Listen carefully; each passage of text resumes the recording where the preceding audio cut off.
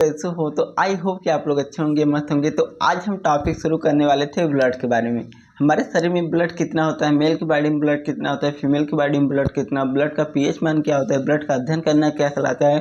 बिल्कुल आपको हर चीज़ को डिटेल में बताएंगे, उस वीडियो को लास्ट तक देखना है। तो चलिए वीडियो को बिना हम देरी करे शुरू करते हैं। तो चलिए हमारा टॉपिक क्या है, ब्लड। देखिए ब्लड के बारे में बहुत सारी जानकारी, छोटी छोटी जानकारियों से लेकर बड़ी बड़ी जानकारियाँ जो होती है सबके बारे में आपको बिल्कुल बता देंगे। तो शुरू करते हैं एक छोटे से पॉइंट के साथ। छोटे से पॉइंट के साथ क्या शुरू करते हैं, देखिए ब्लड का पहले हम क्या देख लेते हैं। ब्लड का अध्ययन करना क्या कहलाता है, ब्लड का क्या करना, अध्ययन करना। ब्लड का अध्ययन करना क्या कहलाता है, हेमेटोलॉजी।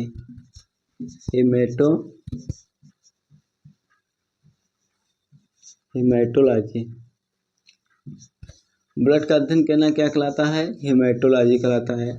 उसके बाद कहता है ब्लड का अध्ययन करना हेमेटोलॉजी। ब्लड क्या है, यहाँ क्या है, संयोजी ऊतक है। क्या है, संयोजी ऊतक है। ब्लड क्या है, संयोजी ऊतक है। उसके बाद क्या है दोस्तों, ब्लड संयोजी ऊतक है। और ब्लड क्या है, ये क्या होता है, कोलाइड विलयन है। क्या है, कोलाइड विलयन का मतलब आप लोग नहीं जानते होंगे, तो चलिए कोलाइड विलयन के बारे में पहले बता देते हैं।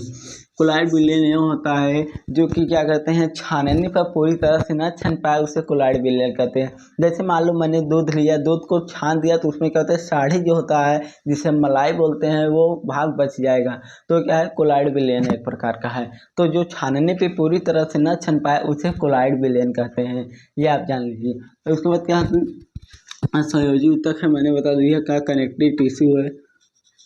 संयोजी ऊतक माने आता है कनेक्टिव टिश्यू, जो एक दूसरे से जुड़ा रहता है उसे संयोजी ऊतक कहेंगे। इसके बाद मैं आपको संयोजी ऊतक के बारे में भी वीडियो एक लेकर आऊँगा। आपको ऊतक के बारे में, टिश्यू जो होता है इसके बारे में एक वीडियो मैं लेकर आऊँगा। संयोजी ऊतक है। अब ब्लड का जो पीएच मान होता है, पीएच मान आप लोग जानते होंगे कितना होता है, 7.5 होता है, 4 होता है। ब्लड का पीएच मान 7.4 होता है। हमारे शरीर में जो ब्लड है, देखिए जब 7 रहेगा तो उदासीन हो जाएगा, 7 से कम रहेगा तो अम्ल हो जाएगा, 7 से ज़्यादा हो जाएगा तो क्षार हो जाएगा। मतलब हमारे शरीर में जो ब्लड होता है हल्का हल्का से क्या होता है, कड़वा होता है, क्षार होता है। उसके बाद क्या होता है, मैंने इतना ब्लड के बारे में और कुछ छूट रहा होगा तो बताइए। कोलाइड विलयन ब्लड का अध्ययन करना हेमेटोलॉजी कहलाता है। कोलाइड विलयन है, संयोजी ऊतक होता है। ब्लड का पीएच मान 7.4 होता है। और कहते हैं देखिए ब्लड हमारे शरीर में कितना होता है, ब्लड जो होता है, ये देखिए मेल के शरीर में, मेल बोले तो हम लोग के शरीर में कितना होता है, 5.5 लीटर होता है। वही फीमेल के शरीर में कितना होता है, फीमेल के शरीर में होता है 5 लीटर। इन सब में आधा लीटर कम होता है, मेल के शरीर से आधा लीटर कम फीमेल के शरीर में रक्त होता है। उसके बाद मैंने इतना देख लिया। अब ब्लड का कुछ कार्य देख लेते हैं। ब्लड का कार्य, ब्लड क्या क्या करता है हमारे शरीर में, ब्लड का कार्य क्या होता है। देखिए ब्लड जो होता है हमारे शरीर में जो ताप होती है, जो हमारा शरीर इतना ठंडा है, मतलब इतना गर्म होता है हमेशा, देखिए हम कभी तो किसके वजह से होता है, ब्लड की वजह से हमारा शरीर क्या होता है, गर्म होता है। क्या कहते हैं, ताप को नियंत्रण करता है। ताप को नियंत्रण कैसे करता है ये भी बताते हैं। ताप को नियंत्रण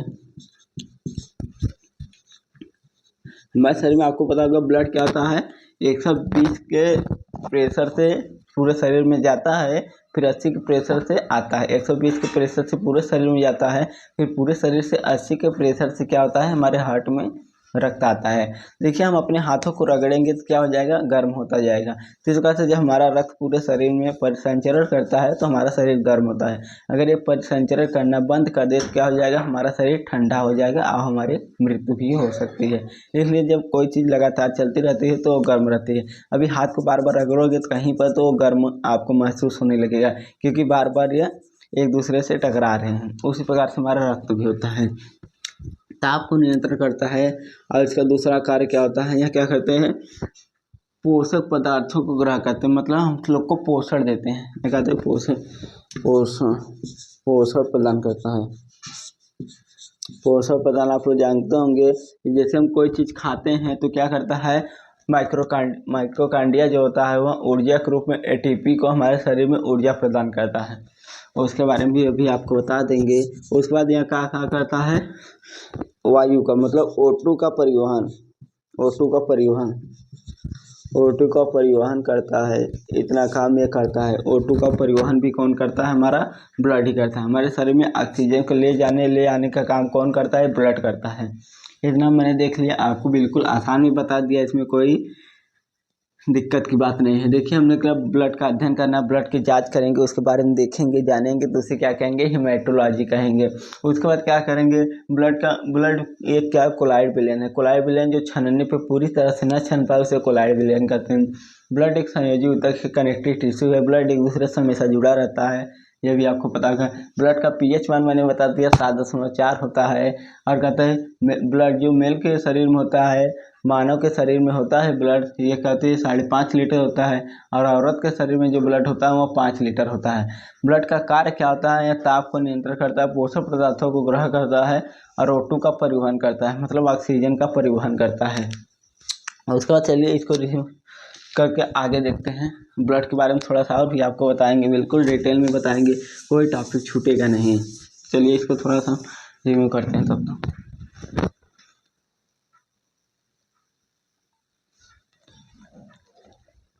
तो चलिए ब्लड के बारे में आप देखते हैं, ब्लड में क्या क्या होता है। अब इसके बारे में देखिए हमारे ब्लड में क्या होता है। हमारे ब्लड में होता है प्लाज्मा, आपको पता होगा। हमारे शरीर में क्या होता है, प्लाज्मा होता है ब्लड में। प्लाज्मा के बाद और क्या होता है, हमारा रुधिराणु प्लाज्मा होता है, रुधिराणु होता है। अब प्लाज्मा कितना परसेंटेज होता है, आप लोग को पता होगा। प्लाज्मा हमारे शरीर में 60% होता है। और रुधिराणु कितना होता है, 40% होता है। रुधिराणु कितना परसेंटेज होता है, 40% होता है। तो देखिए प्लाज्मा में क्या होता है, हमारे एक क्या पाया जाता है, प्लाज्मा में एक हमारा क्या पाया जाता है, फाइब्रोजन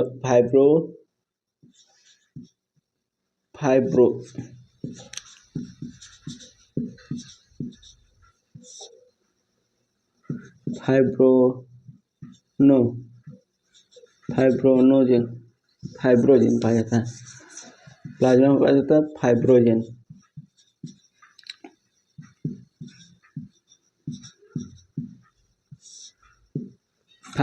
पाया जाता है। और क्या पाता है, हमारा एंटीबॉडी पाया जाता है।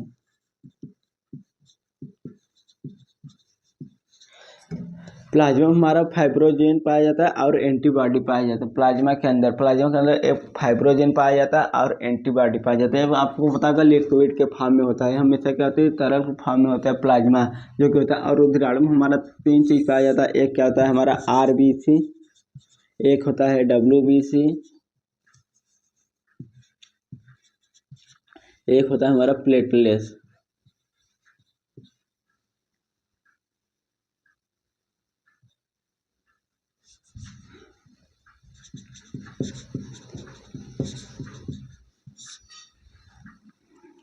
देखिए अब क्या कहते हैं, अब इन सब का नाम क्या होता है, इन सब का नाम दूसरा होता है। RBC का आप जानते हैं, red blood cell, white blood cell और प्लेटलेट। अब देखिए RBC को हम कहते हैं एरिथ्रोसाइट, क्या बोलते हैं, एरिथ्रोसाइट।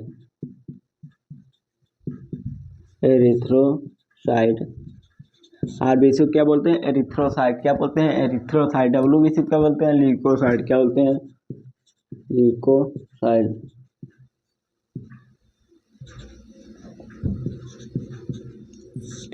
इसको कब बोलते हैं, प्लेटलेट को बोलते हैं थ्रोम्बोसाइट। क्या बोलते हैं,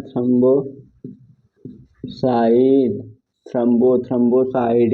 देखिए RBC का काम क्या होता है, WBC क्या होता है, प्लेटलेट्स का इसके बारे में भी थोड़ा सा डिटेल में बता देते हैं, क्योंकि हम लोग जानते हैं RBC का क्या काम होता है। कहता है रक्त का परिवहन करता है, ऑक्सीजन को ले आने का काम करता है। आप इतना ही जानते हैं। और मैं आपको डिटेल में बताऊंगा बिल्कुल RBC के बारे में, WBC के बारे में, प्लेटलेट्स के बारे में बिल्कुल अच्छे से एक्सप्लेन कर दूंगा। तो चलिए देखते हैं RBC का काम पहले होता है। RBC को कहते हैं रेड ब्लड सेल।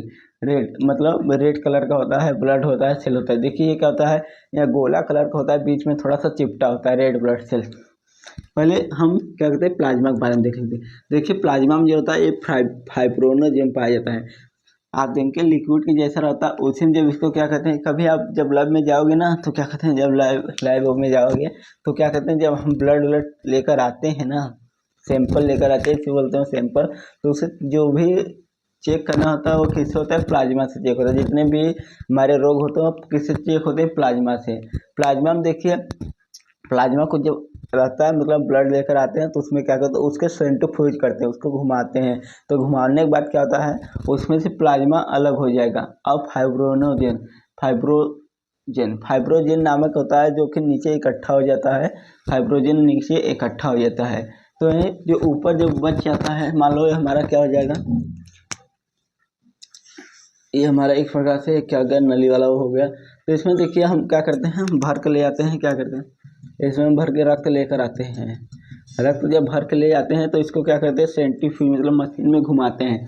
मशीन में घुमाने में क्या करता है, ऊपर सीरम के जैसे पानी जैसे लिक्विड आ जाएगा, नीचे क्या आ जाएगा, रेड कलर का से पूरा जम जाएगा। तो ये जो ऊपर बचता है इसी को बोलते हैं प्लाज्मा। इसको फिर इसको जब ये बच जाएगी इसको बोलने लगेंगे सीरम, इसको सीरम बोल देंगे। और सीरम से ये हमारे सभी लक्षणों का मतलब सभी रोगों का जांच किया जाता है। किससे किया जाता है, सीरम से। तो चलिए आपको इसमें बताते हैं एक छोटा सा, कि हमारे पास टेस्ट ट्यूब था, हम टेस्ट ट्यूब के माध्यम से देखिए इस बात हमारा होता है। जब इसमें हम ब्लड को लेते हैं तो ब्लड क्या करते हैं, इसमें लेने के बाद इसको क्या करते हैं, इसमें ब्लड रख देंगे। रख देने के बाद इसको क्या करेंगे, एक मशीन आता है जिसमें घुमाते हैं, सेंट्रीफ्यूज बोलते हैं। सेंट्रीफ्यूज करने के बाद क्या होता है, इसमें अलग हो जाता है हमारा ब्लड का जो फाइब्रोजन होता है वो अलग हो जाएगा और हमारा ऊपर सीरम बच जाएगा जिसे प्लाज्मा बोलते हैं। तो सीरम को सिरिंज के माध्यम से दूसरे टेस्ट ट्यूब में डाल देंगे। मान लो आपको सिरिंज के माध्यम से हमारे पास दूसरा टेस्ट ट्यूब है तो हम वो भी दिखा देते हैं। हमारे पास टेस्ट ट्यूब शायद, हाँ देखिए, सिरिंज के माध्यम से पूरा इसमें से क्या होता है, जो प्लाज्मा सीरम होता है इसमें डाल देंगे। फिर यहीं हम क्या करेंगे, भेज देंगे जांच के लिए। जहाँ पर हमको जांच करना है तो हम वहीं पे जांच कर लेंगे, तो वहीं में हम जांच कर लेते हैं। तो हमारा प्लाज्मा के जो सीरम होता है उसी से जांच किया जाता है। सभी रोगों का पता सीरम से ही, प्लाज्मा से ही पता चलता है। इतना आपको जान लेना है। इतना हो गया फाइब्रोनोजन, मैंने आपको बता दिया इसके बारे में, इसमें क्या होता है। अब फिर आ जाते हैं आरबीसी के बारे में। आरबीसी के बारे में मैं आपको फिर बताता हूँ। आरबीसी को क्या बोलते हैं, रेड ब्लड सेल कहते हैं। क्या बोलते हैं, red blood cell. RBC red blood cell, इसका दूसरा नाम क्या होता है, एरिथ्रोसाइड। आरबीसी का देखिए पहले इसकी संख्या कितनी होती है। इसकी संख्या होती है हमारे शरीर में 50 लाख। हमारे शरीर में आरबीसी कितना पाया जाता है, 50 लाख पाया जाता है। और डब्ल्यूबीसी कितना पाया जाता है, या सिर्फ पाया जाता है 10,000। 10,000 पाया जाता है डब्ल्यूबीसी, 10,000 पाया जाता है। प्लेटलेट्स कितना पाया जाता है, 2 लाख। हमारे शरीर में प्लेटलेट्स कितना पाया जाता है, 2 लाख पाया जाता है। अब देखिए जी 50 लाख पाया जाता है, मतलब इसको बोल सकते हैं 5 मिलियन। इसको क्या बोल सकते हैं, 2 मिलियन।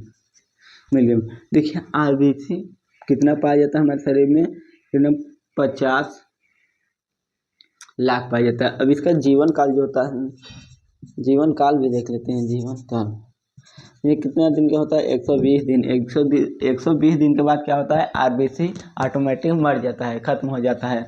और क्या होता है, ये जो होता है डब्ल्यूबीसी, ये किसका जीवन काल कितना होता है, 4 डे, मतलब 4 दिन में ये मर जाएगा। ये क्या हो जाएगा, 120 दिन जिएगा, ये क्या होता है, 4 दिन में मर जाएगा। वही हमारा जो लिम्फोसाइड होता है, थ्रोम्बोसाइड का जीवन काल कितना होता है, 7 दिन। 7 दिन में हमारा प्लेटलेट भी खत्म हो जाता है। डब्ल्यूबीसी हमारा कितना होता है, 4 दिन में खत्म हो जाता है। एरिथ्रोसाइड जो होता है, आरबीसी जो 120 दिन में खत्म हो जाता है। उसके बाद जाता है आरबीसी में हमारा पाया जाता है हीमोग्लोबिन, एचबी हम बोल सकते हैं। आरबीसी में पाया जाता है हीमोग्लोबिन। हीमोग्लोबिन का क्या होता है, यह कहते हैं रक्त को लाल रंग प्रदान करता है। हीमोग्लोबिन के कारण ही रक्त लाल रंग दिखता है। ये भी टाइम हमारे साथ क्या होता है, हीमोग्लोबिन के कारण ही रक्त लाल रंग का दिखता है। ये मैंने बताते हैं। हीमोग्लोबिन में हमारा पाया जाता है आयरन। हीमोग्लोबिन में क्या पाया जाता है हमारा, आयरन। बोलो तो Fe। हीमोग्लोबिन पाया जाता है आयरन। ऐसे देखिए हीमोग्लोबिन जो होता है मेल के शरीर में कितना पाया जाता है, फीमेल के शरीर में कितना पाया जाता है, ये भी देख लेते हैं। तो हम आपको यहाँ ऊपर बता देते हैं एचबी हम लिख देते हैं। एचबी मतलब हीमोग्लोबिन। एचबी जो होता है मेल के शरीर में कितना पाया जाता है। देखिए मेल के शरीर में हमारा पाया जाता है, कितना पाया जाता है, 14 ग्राम। मेल के शरीर में 14 ग्राम पाया जाता है, फीमेल के शरीर में 13 ग्राम पाया जाता है। मेल के शरीर में थोड़ा सा ज़्यादा पाया जाता है, फीमेल के शरीर में थोड़ा सा कम पाया जाता है। देखिए तभी मेल को मारते हैं थोड़ा सा तेज़ी से। जब मेल मारेंगे किसी को तो थोड़ा तेज़ी लगेगा, अगर फीमेल मारेंगे तो इतना तेज़ी नहीं लगता है क्योंकि फीमेल में हर चीज़ें कम होती है मेल के मुकाबले। ये भी हो गया, आपको बता दिए मेल के शरीर में हीमोग्लोबिन कितना पाया जाता है। और मैंने पूरा मतलब हमको लगता है आरबीसी के बारे में मैंने अच्छे से डिटेल कर दिया है। और कुछ बाकी है, इसमें कुछ बाकी है। आप जानते हैं आरबीसी का कार्य जानते हैं, क्या कहते हैं, O2 का परिवहन करता है, हमारे शरीर में O2 का परिवहन करता है और ब्लड को लाल रक्त प्रदान करता है। ये भी आपको जान लेना है आरबीसी के बारे में। अब चलिए शुरू करते हैं डब्ल्यूबीसी के बारे में। डब्ल्यूबीसी के बारे में क्या होता है, इसका रोल क्या है, इसको भी आपको डिटेल में बताया थे। देखिए मैंने इसका क्या कहते हैं, डब्ल्यूबीसी का जीवन काल कितना होता है, यह 4 दिन का होता है। 4 दिन के अंदर ही मर जाता है। इसकी संख्या कितनी होती है, 10,000। हमारे शरीर में डब्ल्यूबीसी 10,000 होता है। इसलिए कहते हैं ना, कभी बीमार होते हैं तो डब्ल्यूबीसी जल्दी खत्म हो जाता है क्योंकि इसकी संख्या ही कम है। देखिए रुधिराणु में सबसे ज़्यादा किसकी संख्या होती है, तो हमारा होता है आरबीसी की। ये क्या होता है 95% होता है, वहीं 5% ये दोनों मिलाकर होते हैं। तो आपसे क्वेश्चन मतलब कभी कभी क्वेश्चन पूछ लेता है कि रुधिराणु में सबसे ज़्यादा किसकी संख्या होती है, तो बहुत लोग बोलते हैं प्लाज्मा। तो प्लाज्मा क्या है, देखो ये तो ब्लड में सबसे ज़्यादा किसकी संख्या होती है, प्लाज्मा की। ब्लड में सबसे ज़्यादा किसकी संख्या होती है, प्लाज्मा की। और रुधिराणु में सबसे ज़्यादा किसकी संख्या होती है, हमारा तो आरबीसी की। अब चलिए थोड़ा सा जगह कम होने की वजह से हम थोड़ा डब्ल्यूबीसी प्लेटलेट्स को फिर से पढ़ते हैं।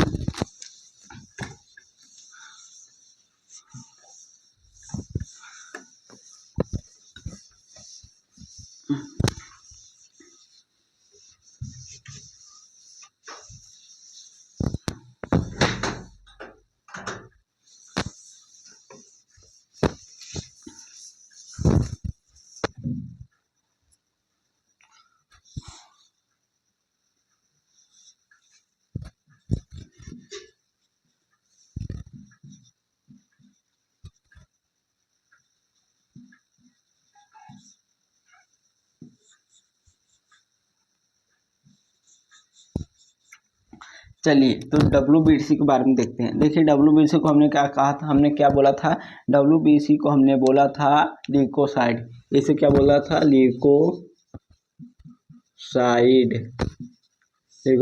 देखिए इसके भी कुछ भाग होते हैं। देखिए डब्ल्यूबीसी का मैंने जीवन काल बताया। डब्ल्यूसी में हमारा पाया जाता है, एक पाया जाता है न्यूट्रोफिल पाया जाता है, न्यूट्रोफिल पाया जाता, एक पाया जाता है लिम्फोसाइट पाया जाता है, एक आता है मोनोसाइट पाया जाता है, और भी मतलब कुल मिलाकर पाँच चीज़ें इसमें पाया जाता है। तो आपको इतना ही याद रखना है। और भी मान लो आपको 2 याद रखना है तो क्या है, न्यूट्रस लिम्फोसाइट मोनोसाइट और टी सेल। लिम्फोसाइट को टी सेल बोलते हैं। इसको आपको इतना, लिम्फोसाइट क्या होता है, देखिए एक आता है न्यूट्रोफिल जो होता है, एक आते हैं जीवाणुओं को क्या कहता है, हमारे शरीर में जितने भी रोग होते हैं यहाँ कहते हैं सूचना देता है। किसको देता है, लिम्फोसाइट को देता है, लिम्फोसाइट मोनोसाइट को देता है। तो ये दोनों क्या होते हैं, सूचना, ये कहते हैं सूचना देता है। कहते हैं न्यूट्रोफिल जो होता है यहाँ सूचना देता है। किसको देता है, सूचना। कोई भी रोग हमारे अंदर मान लो घुस गया है, मान लो हमको क्या हुआ, हमको मच्छर काटा, तो मच्छर काटने के बाद जब हमको मलेरिया होगा, तो मलेरिया जो होता है, मच्छर काटा तो मलेरिया होने, जब हमारे शरीर में शुरुआत होने लगेगा तो क्या क्या न्यूट्रोफिल तुरंत जाकर लिम्फोसाइट से कहेगा कि कोई ना कोई रोग हमारे अंदर आ रहा है। तो जब रोग आने लगा तो लिम्फोसाइट क्या करता है, उसको मार देता है। उसका कहता है जो आता है हमारा वायरस, मान लो कोई आ गया, कोई भी विषाणु जीवाणु आ गया, तो उसको मारने का काम कौन करता है, लिम्फोसाइट करता है। मोनोसाइट जो होता है, मोनोसाइट क्या कहता है, वो क्या कहता है, उस मरे हुए जीवाणु को खा जाता है, या कहता है भक्षण करता है। भक्षण करने का काम कौन करता है, या कहता है मारने का काम करता है। इसमें सबसे जबर कौन काम, इसको हम बोलते हैं टी सेल भी बोलते हैं। इसको क्या कहते हैं, डब्ल्यूबीसी में जो हमारे लिम्फोसाइट बोलते हैं, ये टी सेल होता है। इसी कारण ही अगर हमारे लिम्फोसाइट बढ़िया मजबूत है तो क्या होगा, हमको कोई रोग जल्दी नहीं होगा। अगर हमारे लिम्फोसाइट कमजोर है तो क्या होता है, हमारे अंदर हमको जल्दी बीमारी पैदा होती है। तो जब आपका ये मजबूत रहेगा तो आपको बीमारी पैदा नहीं, क्योंकि ये क्या कहते हैं, यही तो मेन होता है, यही तो मेन जीवाणुओं को मारने का काम कौन करता है, लिम्फोसाइट करता है। मोनोसाइट इसको खाने का काम करता है। खाने के बाद क्या होता है, फिर क्या होता है, देखिए रक्त का कब्रिस्तान किसको कहते हैं, रक्त का कब्रिस्तान आपको पता होगा किसको कहते हैं, पिल्ला को कहते हैं, स्प्लीन को कहते हैं। स्प्लीन को क्या कहते हैं, रक्त का कब्रिस्तान कहते हैं। और ब्लड ऑफ बैंक मतलब ब्लड का निर्माण तो आपको पता होगा बोन मेरो में होता है। किसमें होता है, बोन मेरो, दो हड्डियों के बीच में एक जालीनुमा संरचना होती है, उसी में बोन मेरो कहते हैं, उसी में रक्त का निर्माण होता है। रक्त का निर्माण वहाँ होता है बोन मेरो में। निर्माण होने के बाद फिर रक्त आ जाता है कहाँ पर, हमारा आ जाता है पिल्ला में। पिल्ला में आकर ब्लड ऑफ बैंक किसको कहते हैं, मतलब एकत्रित कहाँ होता है, पिल्ला में होता है। फिर वो मरने के बाद भी कहाँ होता है, पिल्ला में होता है। मतलब कब्रिस्तान और ब्लड ऑफ बैंक दोनों किसको कहते हैं, पिल्ला को कहते हैं। इतना आपको याद रखना है। तो मैंने WBC अब प्लेटलेट्स के बारे में थोड़ा सा डिटेल में समझेंगे। प्लेटलेट्स आप जानते हैं विटामिन के की कमी से हमारा रक्त का थक्का जमता है, लेकिन आपको ये नहीं दिखाएंगे 4 स्टेप में हमारा ब्लड जमता है, तो इसके बारे में हम बात करेंगे। देखिए ब्लड को जमने के लिए 4 स्टेप की ज़रूरत होती है। देखिए प्लेटलेट्स में हमने बताया था थ्रोम्बोसाइट पाया जाता है। क्या पाया जाता है, प्लेटलेट्स को हम क्या बोलते हैं, दूसरे नाम से थ्रोम्बोसाइट,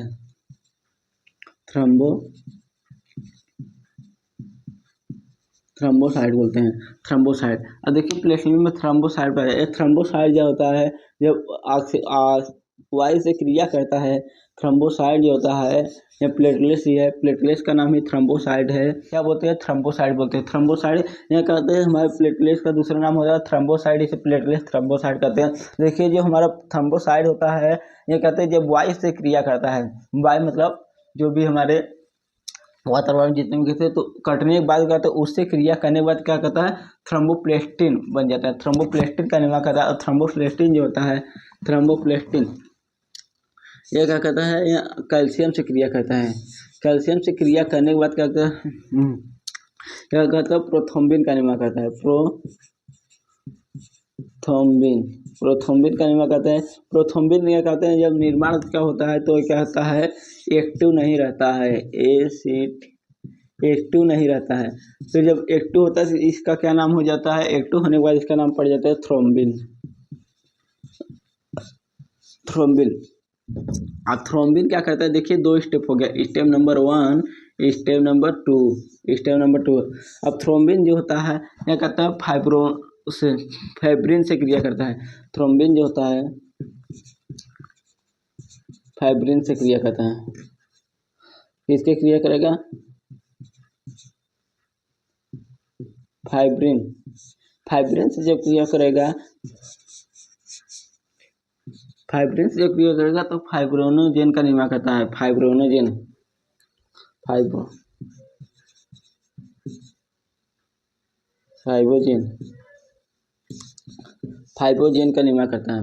का निर्माण करता है।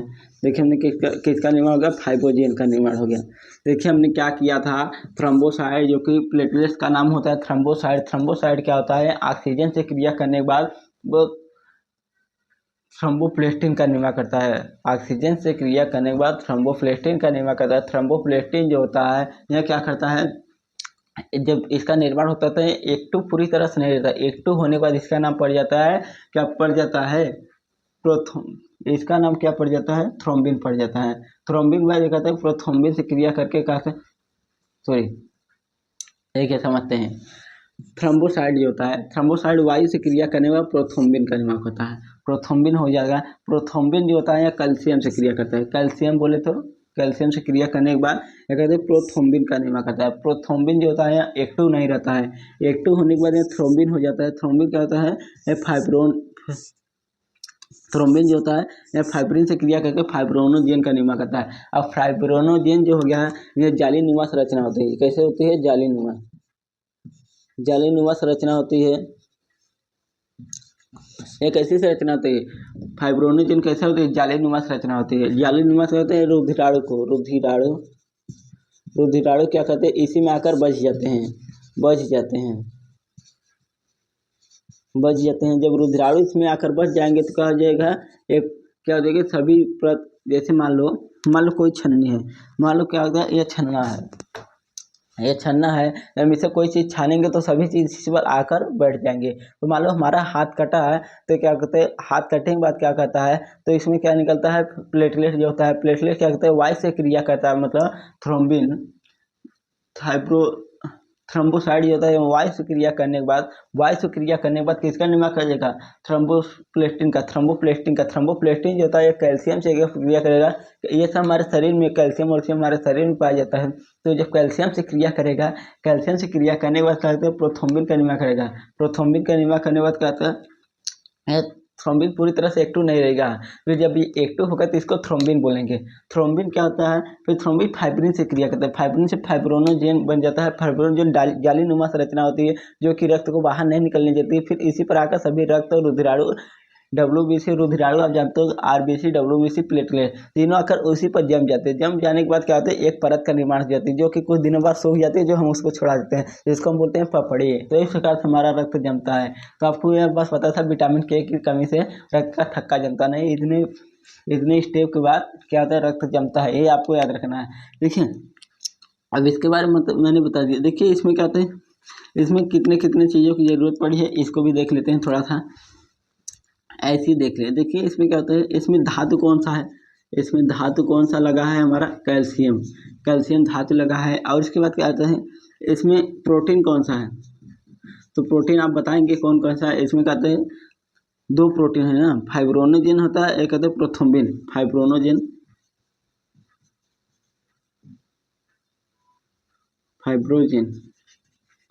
एक कहते हैं प्रोथ्रोम्बिन।